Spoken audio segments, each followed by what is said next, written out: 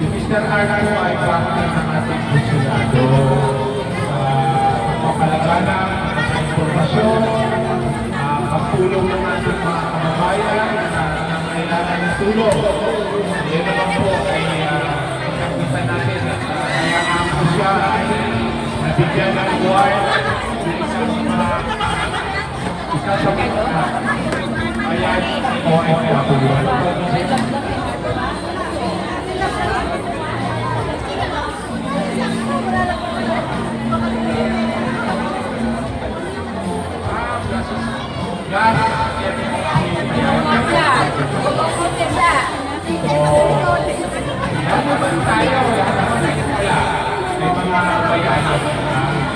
Pero yun, meron po mga natatami na tumutulong sa ating pangsabayan at nakita na natin sa Department of Community Workers na ating kamahulaan kailangan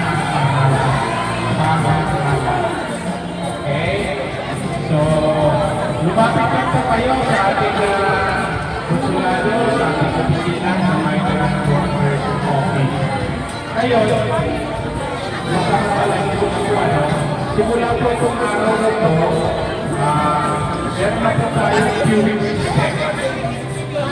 Hindi na po kayo pipila pagka may transaction kayo na parang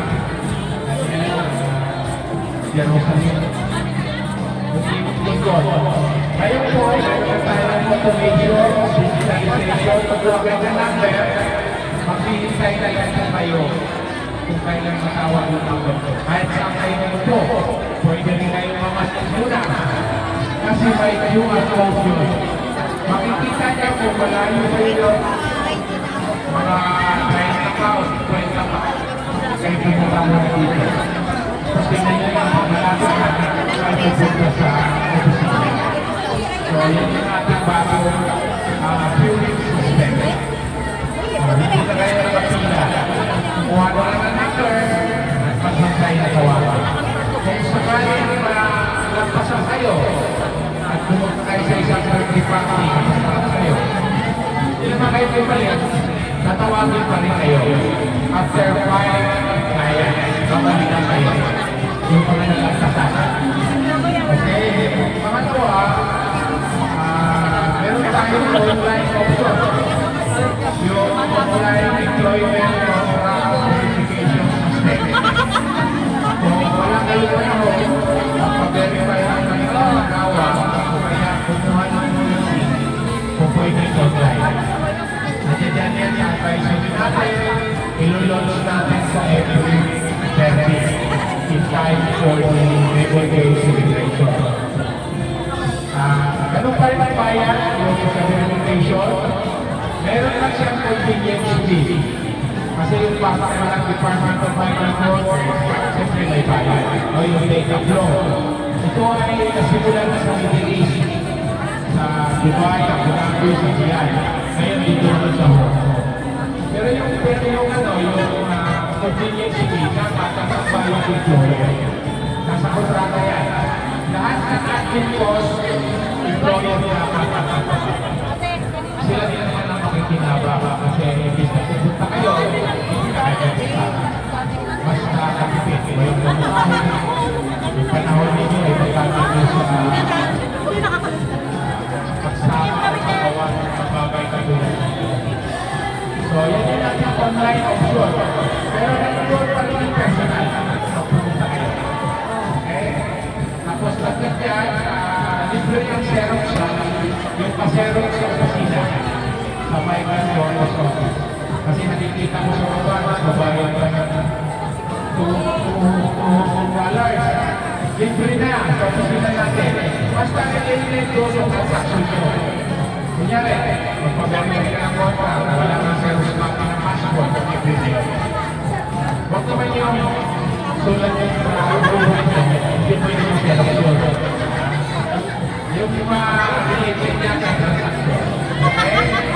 Saka yung mga form, yung mga form, huwag kayong magbayad sa labas.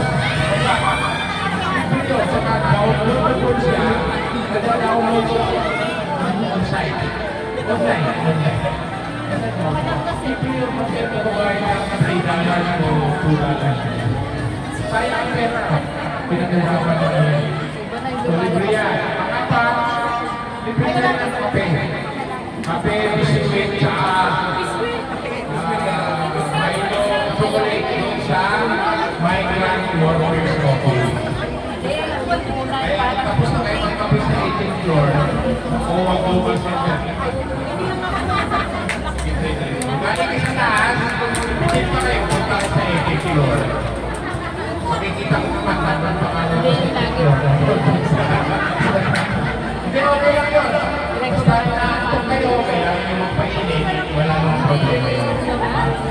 Pero yun naman yun ngayon, yung ating pinapaligot, at sinauli sa inyo sa pamamagitan ng so yun yung mapapabak sa ating ginagawa ngayon at tuloy-tuloy yung mga improvements natin para sa convenience sa ating mga kababayan ng Bukawan. Kung meron kayong mga suggestion para tuloy sa amin, dahil yung kayo Mr. Art, sa mga leadership nyo, kaya kayo mismo, kayo magsabi na kayo nakikita ang pwedeng baguhin yung Nulidan sa makampalang linggo po sa ating lahat. May nakakarating dito malapit sa opisina dahil nandito. At muli, happy birthday po sa ating kasama. Thank you. Maraming salamat.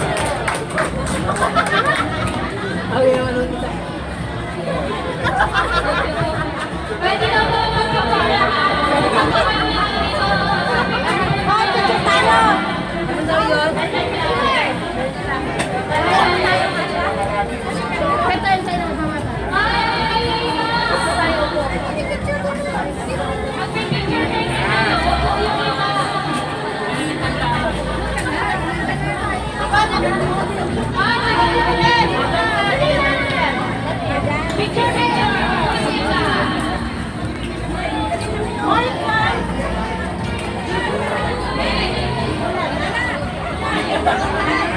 Tama mo na doon ako doon.